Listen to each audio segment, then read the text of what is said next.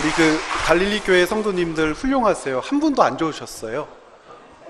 네, 대단하시고, 네, 그 앉아서 이렇게 성경 공부하는 게 쉽지만은 않죠. 굉장히 어렵습니다. 집중하기도 어렵고, 그런데 성경을 이렇게 알아가려고 애쓸 때에 여러분들이 다른 이상한 이야기들에 빠지지 않습니다. 그러니까는 왜 이러한 말씀이 이렇게 기록되어 있을까에 대한 근거를 가지고 있어야 돼요. 성도들은 항상 이렇게 좀 성경을 열심히 읽으시길 바랍니다. 자, 족보 얘기를 지금 계속하고 있는데 이 족보 가운데서 우리가 또 빼놓아서는 안 되는 이야기들이 있죠. 여러분, 그 족보 같은 경우에 대부분 우리나라 족보들도 누구를 중심으로 해서 기록됩니까? 남자죠. 아들들을 중심으로 해서 기록되는데 유대인의 족보는 어떨까요? 더욱더 그러겠죠. 우리 역대상에 있는 족보를 한번 볼까요? 자, 역대상 1장.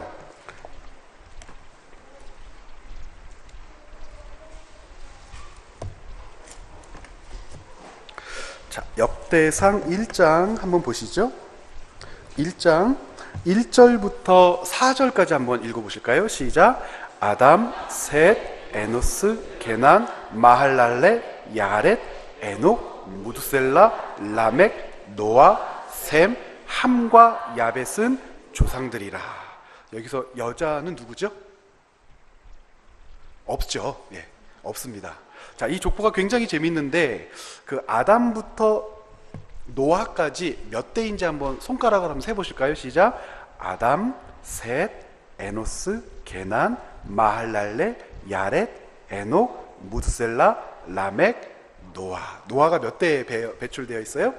10번째에 배출되어 있죠. 자, 그러면 이 10번째 배출되어 있는 이 이야기가 24절부터 27절에는 어떻게 되어 있나 한번 볼까요? 시작. 셈, 아르박삿, 셀라, 에벨, 벨렉, 루, 수룩, 나홀, 데라, 아브람. 곧 아브라함은 조상들이요. 자, 아브라함은 몇 번째 배치되어 있을까요? 같이 해볼까요?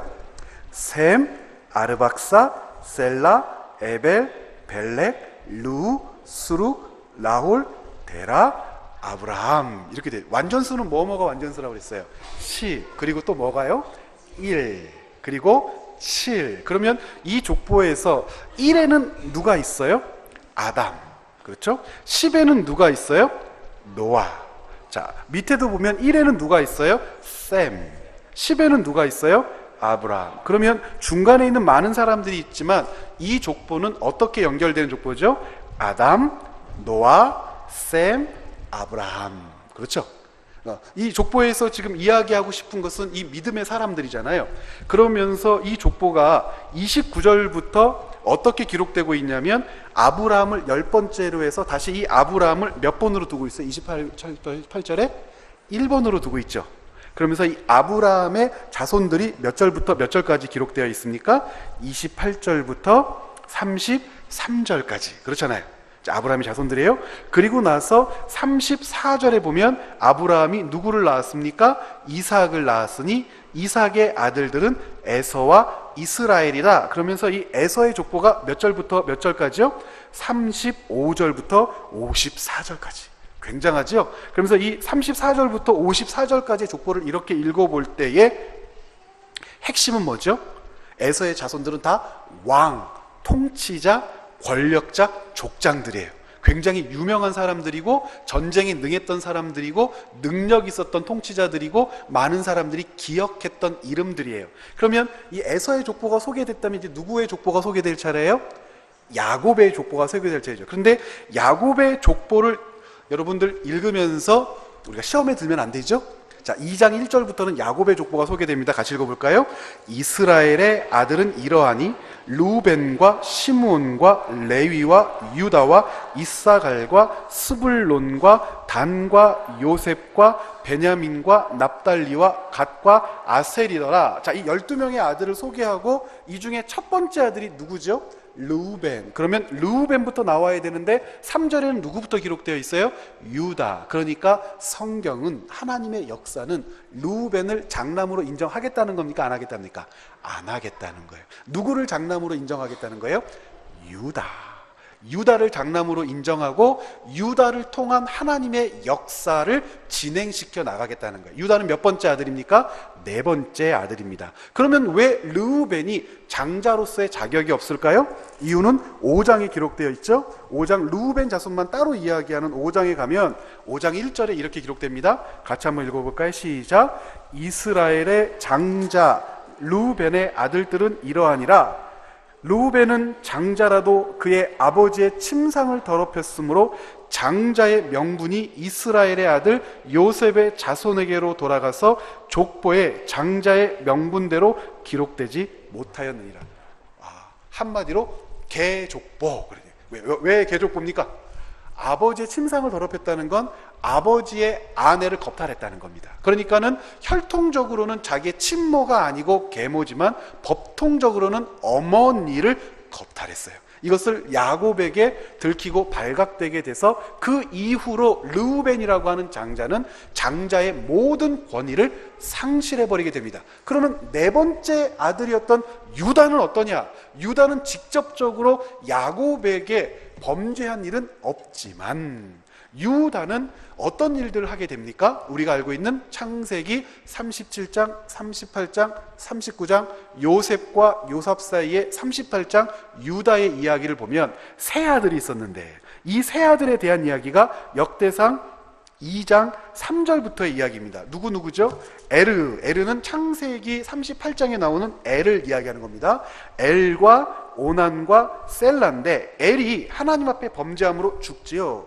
이 아내가 누구였냐면 다말이었는데 형사 취수 제도라고 하는 걸 우리는 알아요. 형사 취수 제도는 뭐냐면 형이 아들을 낳지 못하고 죽었을 때에 형이 가지고 있었던 재산과 가산을 물려줄 수가 없고 연장할 수가 없고 혹은 아버지에게로부터 유산 상속이 중지되는 것을 염려하여서 형이 아들을 낳지 못하고 죽으면 형의 아내의 생명을 보존하고 형이 가지고 있는 가문의 일원됨을 기억하게 하기 위해서 형에게 동생이 아들을 낳아줘요. 누구를 통해서?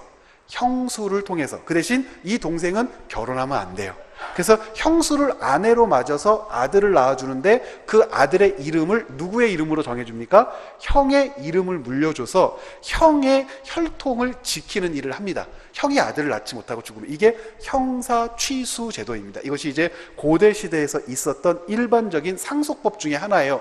그러면 남편인 엘이 죽으면 이 다말에게서 두 번째 누가 이제 아들을 낳아줘야 되냐면 오난. 그런데 이 오난은 인위적인 방법으로 이 다말과의 아이 낳는 것을 거절함으로 하나님께서 또 죽여버리시죠. 그리고 그러면 이제 몇 번째가 다말에게 시집 장가 가야 돼요? 세 번째인 셀라. 그런데 셀라까지도 죽임을 당할까봐 이 유다가 어떤 짓을 합니까? 너무나 무서워서 자기 세 번째 아들을 다말에게 주지 않고 다말로 하여금 과부 상태로 머물게 해요.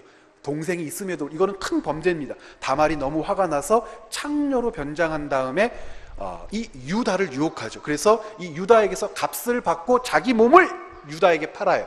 지팡이와 허리띠. 소문에 듣자 하니 며느리 다말이 임신을 했다는 거예요. 유다가 너무나 화가 나서 이 다말을 잡아가지고 와서 확 죽여버려라 그러는데 누가 도대체 이 짓을 한 거냐, 어떤 놈이냐, 같이 죽여버리게. 그랬더니 다말이 어떻게 합니까? 이 띠 임자와 지팡이 임자입니다. 자세히 봤더니 누구 거예요? 지 거예요. 그때 자기의 잘못을 회개하고 다말을 자기의 아내로 삼습니다.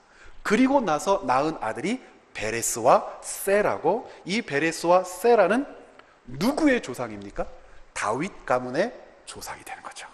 그리고 이 다윗이 이 세상에 오는 겁니다. 자, 그러면 이 역대상에 있는 이 족보를 읽으면서도 하나님께서는 장자이기 때문에, 남자이기 때문에 하나님의 언약과 혈통을 이어가신 것이 아니고 하나님의 뜻과 하나님의 역사를 존중할 뿐만 아니라 회개하고 돌이키는 자들을 통하여 하나님의 역사를 이루시죠.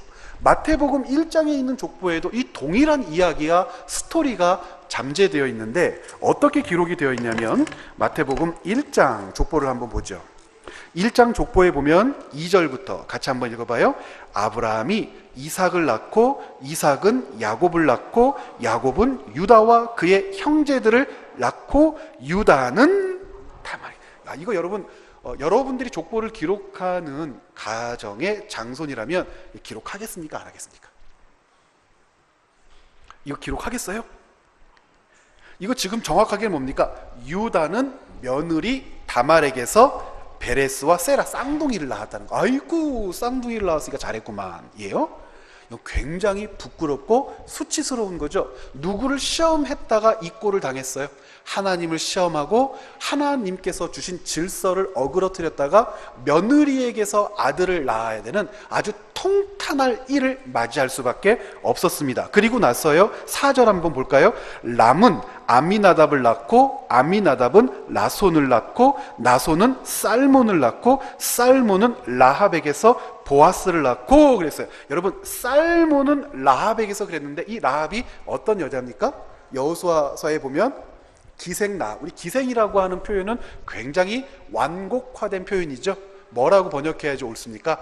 창녀입니다. 창녀 중에서 어떤 창녀냐면 공창입니다. 그러니까 고대 시대에는 공창 제도가 있었습니다. 그러니까 정부에서 운영하는 창녀촌이 있었고, 정부에서 운영하는 창녀촌에서 남자들이 자기의 육체적인 탐닉을 해소하는 그런 제도들이 있었단 말입니다. 이 창녀촌에서 가장 우두머리에 해당하는 여인이었을 거다라고 생각을 해요. 그러니까 이 라합의 혈통은 어디 사람입니까? 가나안 사람이죠. 여리고성 사람이었으니까 가나안 사람이에요. 그리고 그의 직업은 어떤 직업이었어요? 창녀였어요. 그러면 여기서 라합의 남편이 됐던 살몬은 누구였을까? 성경학자들은 대부분 어디에 동의하냐면 2명의 정탐꾼이 여리고성을 정탐했다가 쫓기는 자들에 의해서 위험에 처했을 때 라합이 2명의 정탐꾼을 숨겨주죠. 그 2명의 정탐꾼 중에 1명이었을 거다라고 얘기해요. 왜냐하면 생명을 약속하고 그 가족을 살려주겠다고 약속하고 돌아간 다음에 여호수아와 이 사람들에 의해서 이 라합과 그 가문이 보존되고 이스라엘 회중에 들어오게 되니까 이 살몬은 그 정탐꾼 중에 하나예요. 이 정탐꾼, 그러면 이스라엘 사람들에게 있어서는 영혼과도 같은 사람인데, 이 영혼과도 같은 사람이 누구와 결혼을 하고요? 창녀와 결혼을 하고 자식을 낳아요. 근데 문제는 그 자식이 누구예요? 그 유명한 룻기의 보아스라고 하는데, 보아스, 가장 후덕하고 인내하며 연약하고 가난한 자들을 돌볼 줄 알았던 그 보아스가 살몬과 창녀 라합에게서 태어난 아들이라는 거예요. 그러면 이 보아스의 위대함을 자랑하고 위대함을 선전하려면 그의 아내의 이름을 기록해야 합니까? 기록하지 않아야 됩니까? 기록하지 않아야 되죠. 그러나 성경에는 분명하게 라합이 보아스를 낳았다고 되어 있습니다. 그러면서 이 보아스는 다시 누구에게서요? 룻에게서. 이 룻은 어떤 여인이죠? 암몬과 모압 지방에 살던 여인이었죠. 이방인 중에서도 모압과 암몬은 이스라엘에 있어서 아주 특별해요. 왜 특별하냐면 아브라함의 조카 롯이 아브라함을 떠나서 소돔과 고모라에 이르고 하나님께서 그것을 멸망시키시고 천사에 의해서 도망쳐 나오는데 어머니는 소금 기둥이 되고 2 딸만 살고 그리고 조카 롯만 살아서 나왔을 때 그 2 딸이 아버지를 통해서 아들을 낳아요.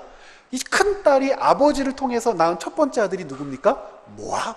작은 딸이 또 아버지를 통해서 아들을 낳는데 그 딸이 누굽니까? 암몬. 부끄러워서 더 이상 말도 못하겠어요. 성경의 족보가 이래요. 그러면 우리는 이러한 족보를 가르쳐서 무슨 족보 그래요? 개족보죠. 그러니까 예수님의 족보는 무슨 족보인 거예요? 차마 우리가 그렇게 말하기가 힘들죠? 그러나 우리는 부인할 수가 없어요. 부끄러운 족보고 숨기고 싶은 족보고 자랑할 수 없는 족보입니다. 그러면 성경에 나와 있는 이 여인 중에서 정점은 누구냐?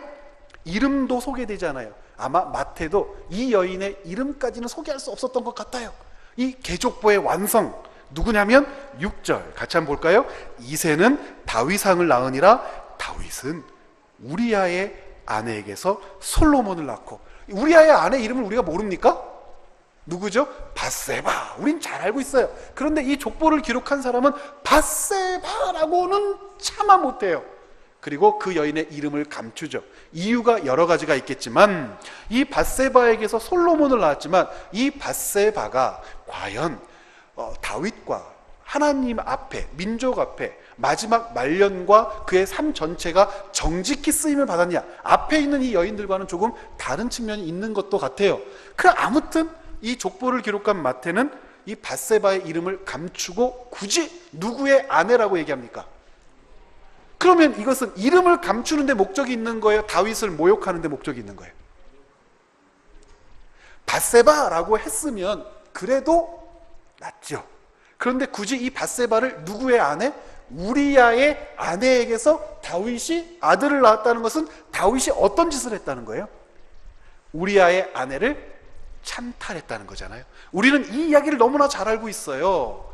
우리야의 아내 밧세바가 임신을 하고 이 모든 일들이 발각되어질까봐 우리야를 불러다가 밧세바와 동침하게 해서 밧세바의 아이가 우리야의 아들인 것처럼 속이려고 하다가 우리야가 너무나 근면성실하게 왕궁을 떠나지 않고 다윗을 지키니까 다윗이 짜증이 나죠. 그래서 어떤 식으로 죽입니까? 전쟁터에 가장 앞열에 배치시키고 후미를 싹 빼버리고 둘러싸여 죽임을 당하게 해서 우리야를 살해합니다. 이 문제 때문에 하나님께서 다윗과 밧세바 사이에 생긴 첫 번째 아이를 어떻게 하십니까? 데려가십니다. 그만큼 악한 짓을 하고 그리고 나서 이 밧세바를 자기 아내 휘중에 거닐다가 낳은 두 번째 아들이 누구냐면 솔로몬이에요. 이 사실을 마태는 뭐 하고 싶지가 않은 겁니까? 감추고 싶지가 않은 거예요. 더 분명하게 밧세바라고 이야기하지 않고 오히려 다윗을 모욕하고 다윗의 수치를 드러내도록 우리야의 아내에게서 솔로몬을 낳았다. 그러면 마태복음에 등장하는 족보 가운데 다른 족보들에 굳이 등장시키지 않아도 될 여인들 몇 명을 집어넣냐면 4명. 첫 번째는 누구예요? 다말, 라합, 룻, 우리야의 아내 밧세바. 정상적인 여인이 있습니까? 정상적인 부부, 정상적인 환경에서 가정관계를 이루고 있는 자들이 있습니까? 없어요. 그렇다면 하나님의 언약이라고 하는 것이 다윗의 자손 가운데에서 메시아를 이 땅에 주신 것인데 하나님께서는 왜 이렇게 어처구니 없는 가문 아래서 예수님을 주셨을까라고 읽으면 안 되는 거예요. 우리는 이 본문을 이해하고 해석할 때 많이 들어보셨을 거예요. 이렇게 어처구니 없는 가문에서 예수님이 오셨으니까 얼마나 기쁘고 영광스러우며 감사하냐. 틀린 말입니까? 맞는 말입니까? 맞는 말이에요. 그런데 그렇게만 얘기하면 안 돼요. 사단은요 너무나 교묘하고 악랄해서 하나님께서 가지고 계시는 그 원대한 계획을 언제부터 망가뜨리고 언제부터 방해하기 시작했습니까? 첫 번째 사람이었던 아담과 하와를 지었을 때부터 그들을 유혹하여 하나님께로부터 끊어지게 만들었잖아요. 그 이후에도 끊임없이 하나님의 백성들을 속이고 괴롭히고 하나님의 백성들로 하여금 하나님의 길을 걷지 못하도록 어그러진 길로 인도해 가면서 하나님께서 구원해내시고 하나님께서 다스리시고 통치하시며 회복하실 하나님의 나라가 도래하지 못하도록 끊임없이 막습니다. 여기에 나와 있는 이 모든 여인들은 어떤 때 등장한 여인이냐면 하나님께서 주신 언약이 분명하고 하나님의 역사가 일어날 것이 분명하고 하나님의 지키심과 보호하심과 인도하심이 있음에도 불구하고 하나님을 거절할 때에 나타난 여인이에요. 하나님을 외면할 때에 나타난 여인이에요. 하나님을 거절하고 그 질서를 외면하려는 유다에게 하나님은 다말을 주시고 하나님의 질서 가운데에 하나님의 통치와 섭리를 인정하지 않았던 여리고성을 점령하는 과정 가운데 오히려 그 여리고성에 있었던 라합을 남겨놓으심으로 그 강력한 성 여리고성이 여호와 하나님의 역사를 방해하지 못하게 하셨고 하나님께서는 그 사랑스럽고 마음이 하나님 앞에 흡족한 인자한 후덕한 보아스로 하여금 하나님의 언약을 지켜내게 하시기 위해서 그 누구도 기업 물을 자, 곧 의무로 자기 친족에게 남겨져 있는 과부 돌볼 권리를 포기한 그 가족들을 대신하여 보아스로 하여금 룻을 취하게 하셨고 하나님의 언약의 신실함을 온전히 완성해내지 못하고 인간의 욕구와 탐욕에 물들어서 하나님의 질서와 하나님의 통치를 구현해야 할 하나님의 왕 다윗이 하나님의 질서를 어그러뜨리려고 했을 때 밧세바를 취하게 하는데, 그 밧세바가 결국엔 하나님의 질서를 어그러뜨리게 한 것이 아니고 그 중에서도 솔로몬이 있게 하심으로 하나님의 언약이 어떻게 됩니까? 없어지지 아니한 겁니다. 곧 인간은, 사탄은 하나님의 역사와 하나님의 통치를 인간으로 하여금 거절하게 하고 외면하게 하고 없애려고 하고 막으려고 하고 끝까지 방해하지만, 그 엄청난 방해와 모욕과 하나님을 거절하려고 하는 획책 가운데에서도 어떻게 해내신 역사입니까? 하나님이 아브라함에게 주신 언약이 없어지지 않도록 지켜내신 역사. 이 여인들의 등장이라고 하는 것은 하나님의 언약은 언제 없어져야 되는 거예요? 담할 때에 완전히 작살이 나야 되는 거예요. 그럼에도 불구하고 하나님의 언약은 라합 때에 작살이 나야 되는 거예요. 여리고 성 앞에 떨므로 하나님의 언약은 룻 때에 끝나야 되는 거예요. 그럼에도 불구하고 더 문제는 다윗의 자손으로 이 땅에 오셔야 되는 하나님의 자손이 다윗에 의해서 그 언약이 상실되고 지켜지지 않으므로 거절되어야 하지만, 하나님은 그 다윗의 자손으로 예수 그리스도가 오실 수 있도록 이 어처구니 없는 부끄러운 족보에도 불구하고 하나님의 약속을 신실하게 뭐 해내셨습니까? 지켜내신 거예요. 이것을 어떻게 설명하고 있냐면 1장 18절에 이렇게 설명하고 있습니다. 한번 보실까요? 예수 그리스도의 나심은 이러하니라. 우리는 알아요. 어떻게 나셨다? 개족보 가운데 태어나셨다 이거죠. 우리는 알죠? 예수의 이러하니라 그러면서 무엇을 얘기하죠? 그의 어머니 마리아가 요셉과 약혼하고 동거하기 전에 성령으로 잉태된 것이 나타났더니, 같이 읽어요. 그 남편 요셉은 의로운 사람이라 그를 드러내지 아니하고 가만히 끊고자 해. 결정적으로 마지막 순간에 예수님이 태어나실 수 없어요. 누구에 의해서? 의로운 사람 요셉에 의해서. 굉장히 이상하죠? 예수님이 오시지 못할 그런 역사적인 변곡점은 이미 크게 4번 있었어요. 그렇죠? 그럼에도 불구하고 예수님이 끝내는 마리아를 통해서 이 땅에 잉태되어 태어나셔야 되는데, 아이러니하게도 의로운 사람 요셉에 의해서 예수님의 태어나심이 어떻게 될 뻔합니까? 취소될 뻔하죠.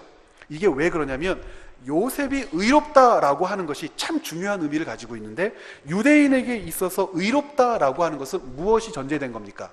하나님의 율법을 곤고히 지켜낼 때, 그것을 가르쳐서 의롭다라고 얘기합니다. 그러니까 율법이 기준이 되어 사사로운 욕심이나 사사로운 의리에 휘둘리는 것이 아니고, 하나님의 말씀을 철저히 지켜낼 때 사람들은 그들을 가르쳐서 의롭다 그래요. 그래서 누가 최고로 의로운 사람들이죠? 바리새인들. 그들은 삶의 모든 환경의 실질적인 내용을 통하여 하나님의 말씀을 자기들이 만들어 놓은 여러 가지 변칙 조항까지도 어떻게 합니까? 지켜냈던 사람들이기 때문에 가장 의로운 사람들이 바리새인이에요. 그런데 지금 마태복음에서 요셉을 의롭다고 얘기하는데, 이것은 잘된 기록입니까? 잘못된 기록입니까? 잘못된 기록이죠. 왜죠? 요셉이 의롭다면 무엇을 따라서 행동해야 의로운 것입니까? 율법을 따라서 행동해야 되죠. 어떤 율법을 따라서 행동하죠? 신명기 24장 이하의 이혼의 법이나 혹은 여인을 징계하는 법, 이혼의 법이나 여인을 징계하는 법 가운데 자세하게 읽어보면 무엇을 하나님께서 얘기하시죠?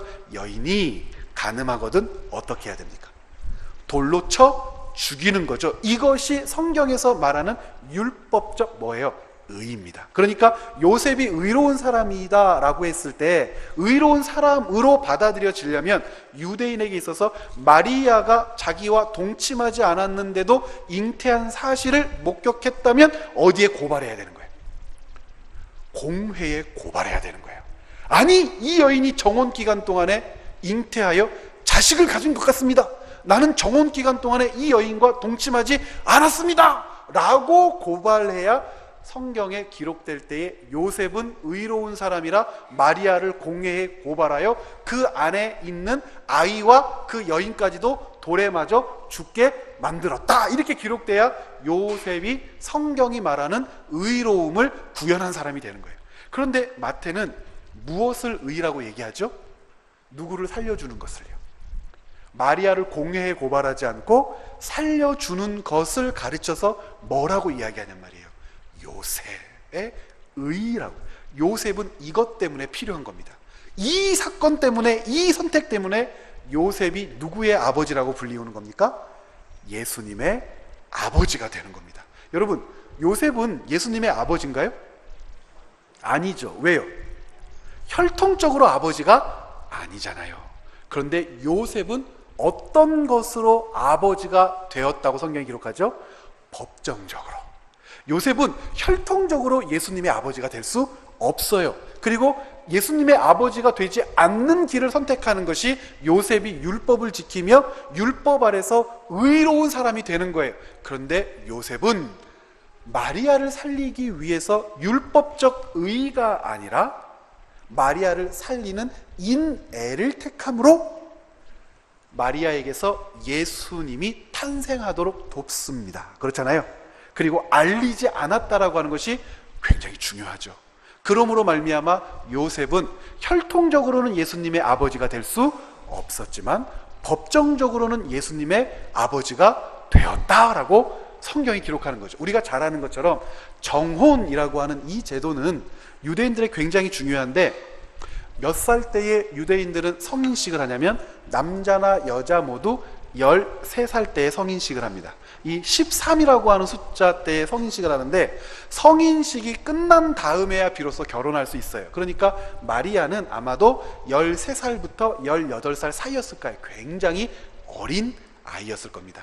이 성인식이 끝나자마자 결혼 상대자를 찾고 결혼을 하게 되면 바로 혼인이라고 부르지 않고 정혼이라고 하는데, 이거 아는 것처럼 우리의 약혼식이랑 비슷하죠. 그런데 다른 것은 뭐냐면 정혼 때부터 사실혼이 인정됩니다. 우리는 약혼 때에 사실혼이 인정됩니까? 안 되죠. 이것은 그냥 약속이지 언제든지 파기해도 되고 법정으로 어떤 그 얽매이거나 법정적으로 효력이 있는 것이 아닙니다.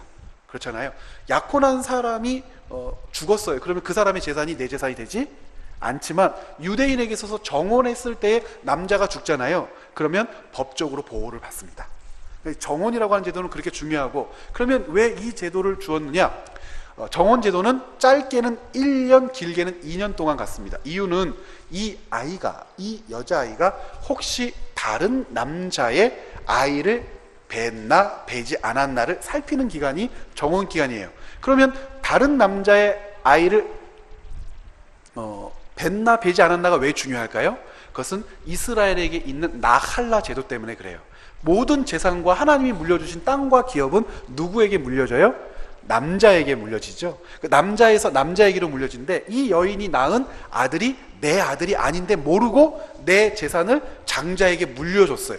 그러면 너무나 놀랍게도 땅을 소유토록 물려주지 않고 다른 아이의 소유가 되어버리면 나의 존재는 이스라엘에서 영원히 없어져 버리게 되는 거예요.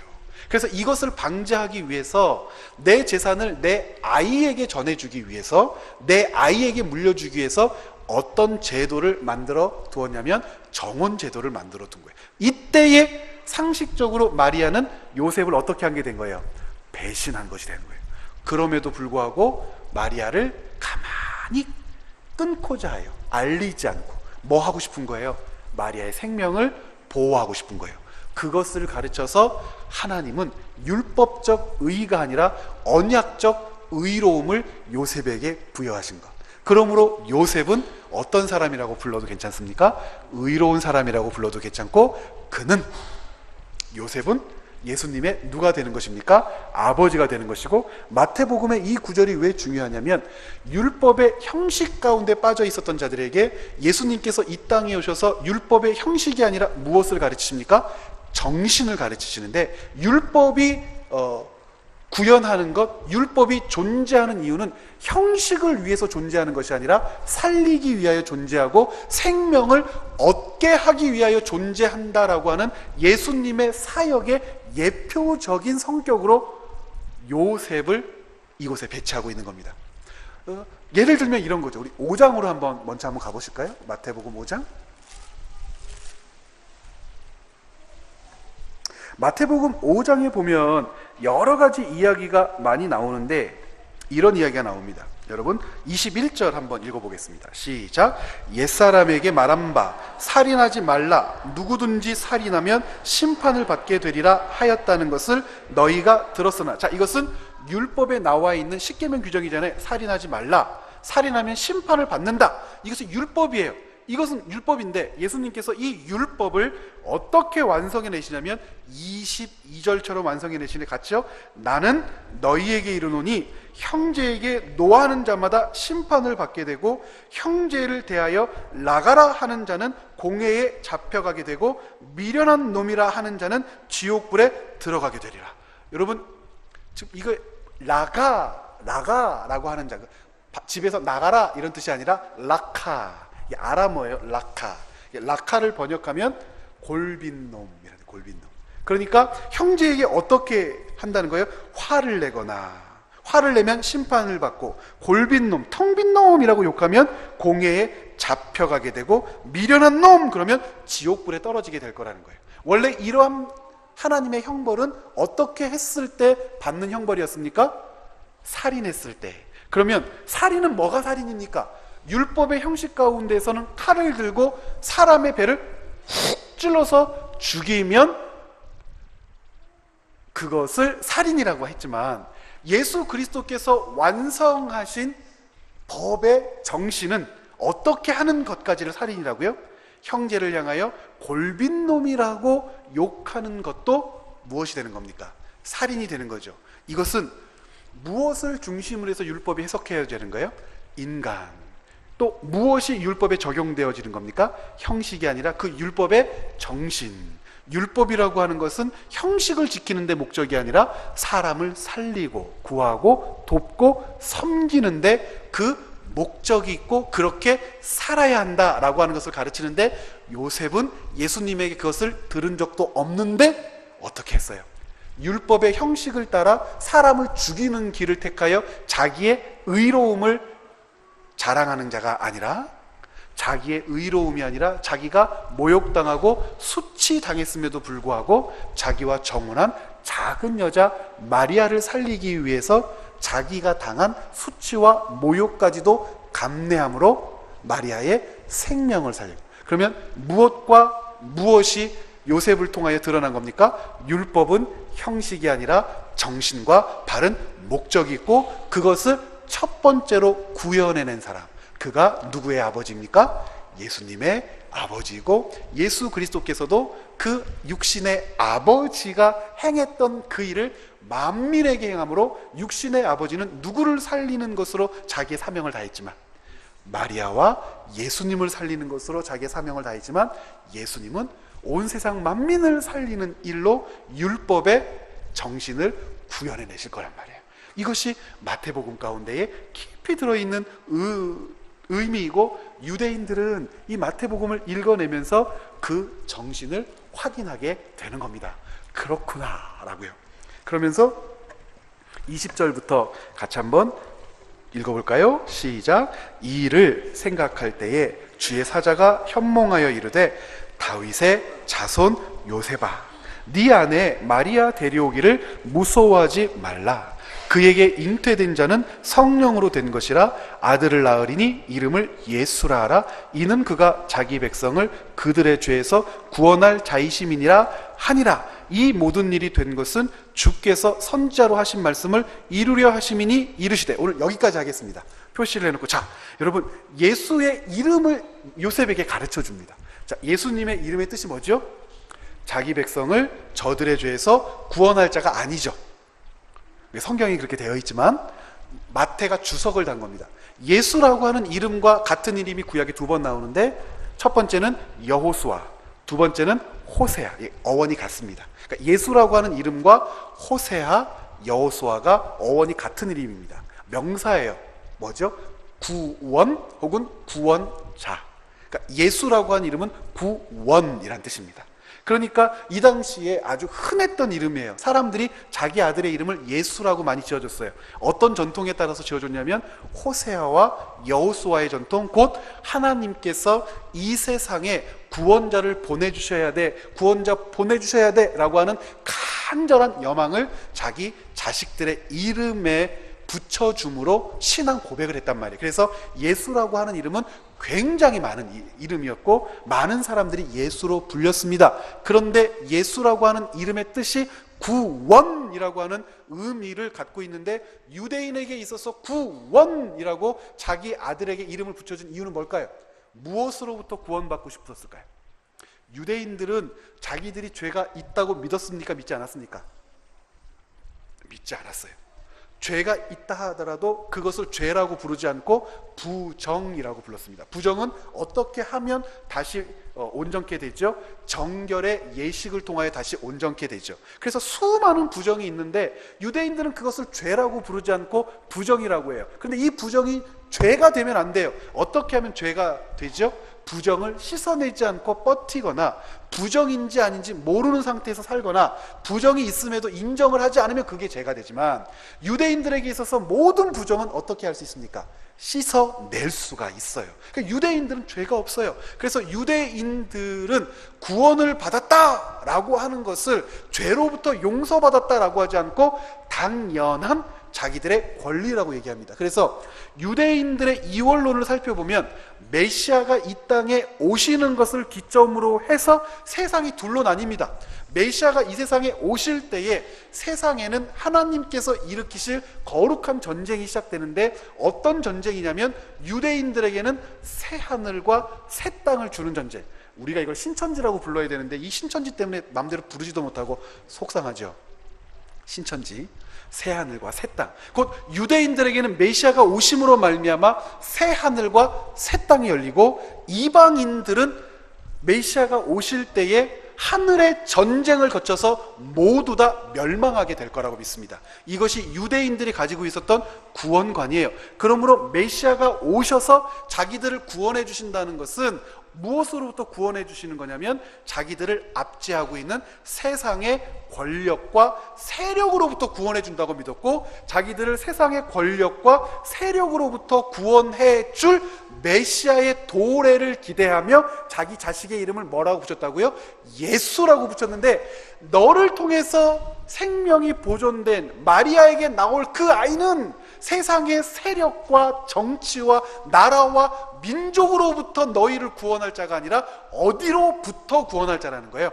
죄로부터 구원할 자라는 거예요. 이것을 가르치기 위해서 천사는 요셉에게 이름을 뭐라고 지어라? 예수라고 지어라. 그런데 이 예수라고 하는 이름은 정치와 세상과 나라와 민족으로부터 너희를 구원할 자가 아니고 무엇으로부터 구원할 자다? 죄로부터 구원할 자다. 그러므로 예수를 믿을 때에 로마를 무너뜨려 주십시오. 예수를 믿을 때에 넓은 땅을 주십시오. 예수를 믿을 때에 논공 행상을 통하여 우리에게도 전리품을 나눠주십시오. 예수를 믿을 때 부자가 되게 해주십시오. 예수를 믿을 때 큰 권력을 갖게 해주십시오. 예수를 믿을 때 잘 되게 해주십시오 라고 하면서 예수를 믿으면 안 된다는 것을 이 1장에 이미 밝히고 있는 거예요. 그런데 제자들은 예수님을 어떻게 믿어요? 제자들이 예수님을 그리스도라고 고백하죠. 세상 사람들은 예수님을 이렇게도 부르는데요. 너희들은 나를 누구라고 하느냐? 주는 그리스도십니다. 그리고 살아계신 하나님의 아들이십니다. 라고 했다가 이 고백을 한 베드로가 15초 있다가 사탄이 되어버리죠. 왜 그렇습니까? 베드로가 고백한 그리스도라고 하는 것과 예수님이 베드로에게 말씀하신 그리스도가 같지가 않아요. 베드로가 고백한 당신은 그리스도입니다 라고 했을 때 그 메시아는 무엇으로부터 자기들을 구원할 자예요? 로마, 그들의 세력, 군대, 정치, 역사로부터 구원할 자. 그런데 예수님께서는 어떤 그리스도라고 말씀하십니까? 이것이 마가복음 8장에 명시되어 있고 마태복음 16장에도 명시되어 있죠. 우리 마가복음 8장을 통해서 한번 확인해보고 오늘 순서를 마치겠습니다. 마가복음 8장 29절부터 함께 보시겠습니다. 같이 읽죠? 시작. 또 물으시되 너희는 나를 누구라 하느냐? 베드로가 대답하여 이르되 주는 그리스도시니이다. 그랬더니 예수님께서 30절에 뭐라고 하세요? 자기를 아무에게도 말하지 말라. 왜 그랬죠? 아무에게도 자기 일을 말하지 말라고 하신 장면이 앞에 3번이나 등장해요. 언제 등장합니까? 1절에 1장에 사탄에게서 억눌렸던 자를 구원해 내셨을 때 사탄이 예수님을 알아봐요. 예수님이 뭐라고 그러죠? 닥쳐라. 아무에게도 내가 누군지 말하지 마라. 사탄이 또 뭐라고 그래? 당신은 하나님의 거룩, 닥쳐라. 넌 그따위 얘기하지 말아라. 그리고 문둥병자들을 고치시고 그들을 돌려보내실 때에도 뭐라고 말씀하세요? 아무에게도 내가 너희 고쳤다고 하지 말아라. 왜요? 유대인들이 기대하고 믿었던 그리스도는, 메시아는 어떤 분이니까? 세상, 정치, 경제, 세력, 군대, 더 정확하게는 로마라고 하는 나라의 압제로부터 자기들을 구원해줄 구원자를 기다렸어요. 그런데 제자들도 그런 예수님을 기다려요. 그런 구원자로 예수님을 믿었어요. 그래서 예수님이 너희가 믿는 그리스도가 아니다. 그러므로 함부로 아무에게도 말하지 말고. 자, 31절부터 보세요. 시작. 인자가 많은 고난을 받고 장로들과 대제사장들과 서기관들에게 버림받아 죽임을 당하고 사흘 만에 살아나야 할 것을 비로소 그들에게 가르치시되 드러내놓고 이 말씀을 하시니 베드로가 예수를 붙들고 항변하며. 여러분, 이 항변하다라고 하는 말이 리북, 에피티만, 헬라어로는 에피티만, 영어 리북이라고 하는 단어인데 에피티만이라고 하는 단어가 33절에도 쓰여요. 어떤 단어일까요? 꾸짖다. 꾸짖다. 그러면 베드로가 예수를 붙들고 항변하다는 것은 약한 번역이에요. 예수를 어떻게 붙들었냐면 예수님의 멱살을 잡고 흔들며, 마태복음의 번역에 의하면 구석으로 밀치면서 베드로가 예수님을 어떻게 했어요? 꾸짖었어요. 왜 꾸짖었죠? 닥치시오. 우리는 그런 메시아를 기다린 것 아니요. 예수님은 어떤 메시아가 되시겠다고요? 1번 버림당하고, 2번 고난당하고, 3번 죽임당하고, 4번 그러나 다시 부활하실 메시아. 그러나 베드로가 기다렸던 메시아는 고난, 죽임, 버림당함 이런 거 없어요. 백마를 타고 철기검을 들고 황금투구를 쓰고 자기들을 동원해서 로마를 무찌를 장군이셔야 되는데 잡힌대요. 고난당한대요. 죽는대요. 화가 나서 예수님을 붙잡고 구석으로 밀치면서 예수님을 어떻게 해요? 꾸짖어요. 베드로 나쁜, 제 대신 해주세요. 이 나쁜, 아주 나쁜 놈이에요. 그때 예수님이 어떻게 하십니까? 예수께서 돌이키사 제자들을 보시며 베드로, 이 굉장히 말이 재밌죠. 마태복음 16장에도 동일하게 나와 있어요. 누구를 보시고요? 제자들을 보시고 누구를 꾸짖어요? 베드로는 지금 어디에 있어요? 예수님 뒤에 있죠? 보시고 베드로를 꾸짖어 이랬을 때 사탄아 내 뒤로 물러가라. 베드로는 뒤에 있어요, 없어요? 있는데 또 뒤로 물러나래요. 이게 무슨 말입니까? 누구에게 하는 말이에요? 제자들도 베드로랑 똑같은 거예요.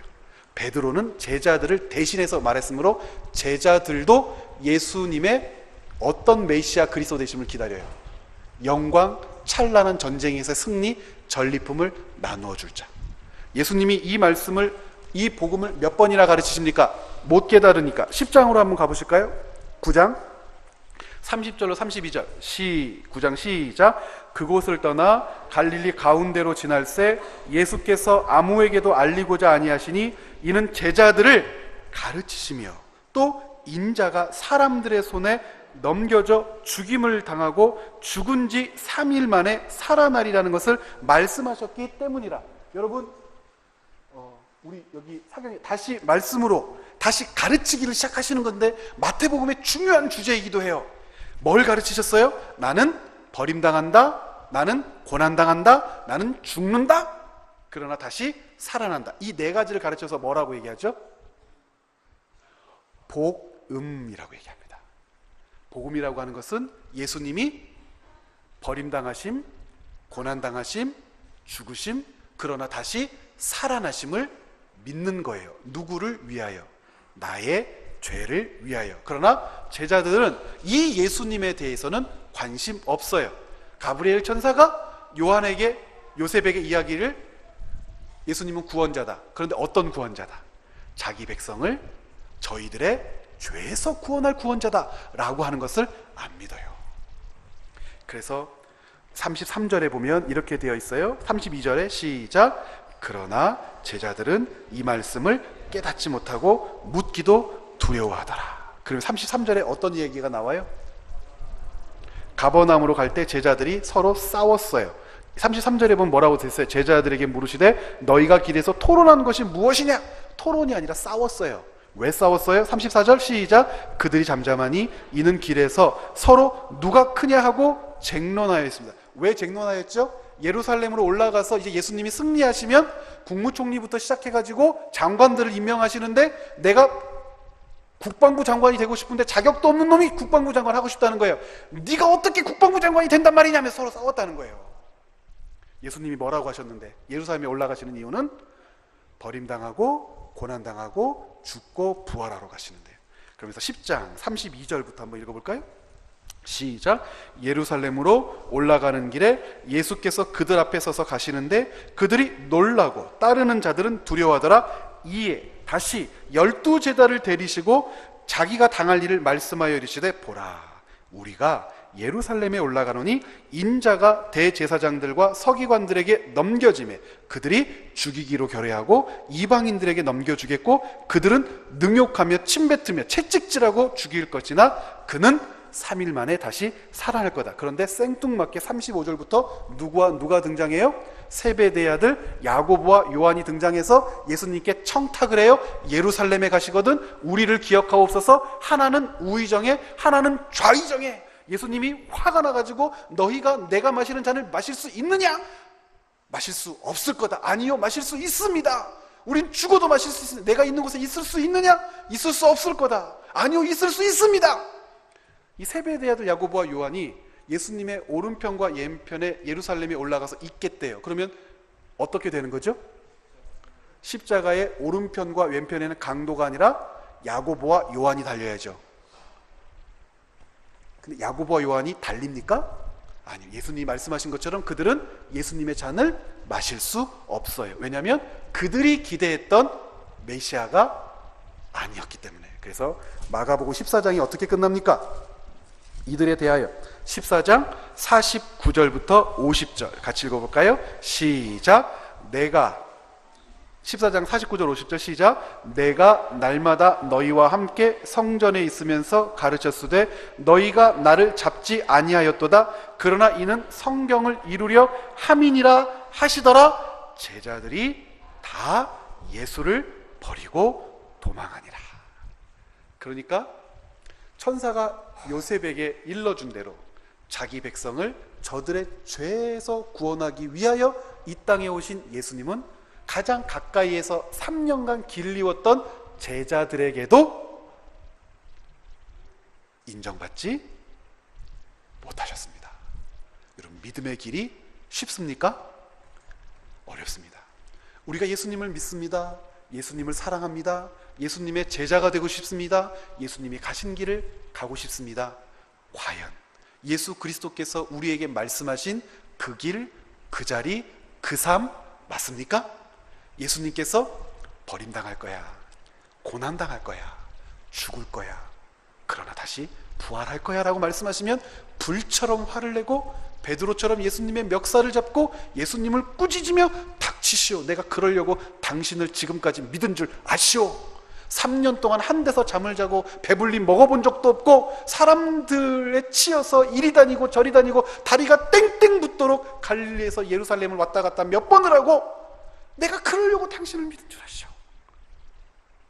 그러려고 믿어야 한단다. 우리에게도 오늘 동일하게 말씀하실 수 있습니다. 여러분들이 고백하는 예수님은 어떤 구원자입니까?